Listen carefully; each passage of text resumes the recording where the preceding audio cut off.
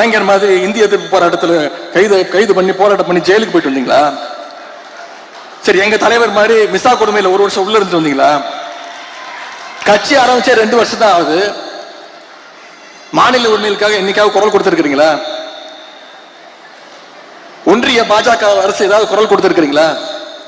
பின்ன வேற எதை வச்சு நீங்க ஆட்சிக்கு வந்தீங்க? ஏதாவது ஒரு போராட்டம் பண்ணிருக்கீங்களா? எல்லாத்தையும் விடுங்க. தமிழ்நாடு முழுக்க போய் மக்களை சந்திச்சு உங்க கொள்கை என்னன்னு சொல்லி ஓட்டு கேட்டீங்களா? உங்க வேட்பாளர் பேர் உங்களுக்கு தெரியுமா? எதுவுமே தெரியாது. இதைத்தான் எங்களுடைய தலைவர் அவர்கள் கவர்ச்சி அரசியல் எங்களுடைய தலைவர் அவர்கள் சொன்னாங்க.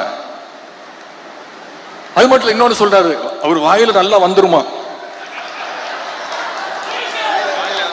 வாயில என்ன வரும்?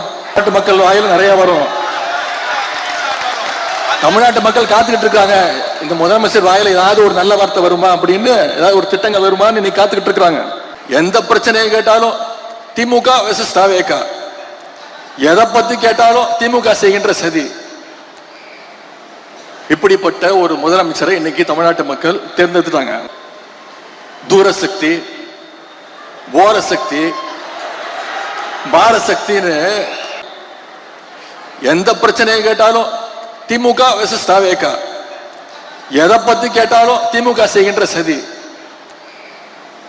இப்படிப்பட்ட ஒரு முதலமைச்சரை இன்னைக்கு தமிழ்நாட்டு மக்கள் தேர்ந்தெடுத்துட்டாங்க. இன்னும் கொஞ்ச நாள்ல மக்கள் பார்க்க போறாங்க, யார் தூரமா நிக்க போறது, யார் ஓட போறது அப்படிங்கறத மக்கள் விரைவில் தெரிஞ்சுப்பாங்க. இப்பதான் 25 நாள் தானே ஆச்சு.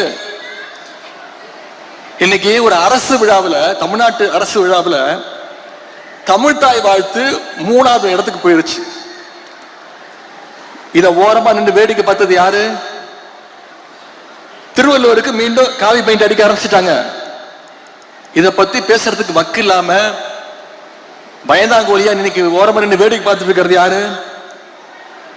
இன்னைக்கு கர்நாடகா முதலமைச்சர் திரு டி.கே. சிவகுமார் அவர்கள் சொல்றாரு, இவ்வளவு நாள் திமுக ஆட்சியில் இருந்தது, அதனால மேகதாது அணையை பத்தி நம்மளால பேச முடியாம இருந்துச்சு, இன்னைக்கு திமுக ஆட்சியை விட்டு போயிடுச்சு, இனிமே நமக்கு கவலை கிடையாது, மேகதாது அணையை கட்டுவோம் அப்படின்னு சொல்லும் போது அதை பத்தி எதிர்த்து குரல் கொடுக்க கூடாத ஒரு வக்கு இல்லாத ஆட்சி இன்னைக்கு யார் நின்று வேடிக்கை பார்த்துட்டு இருக்கிறது?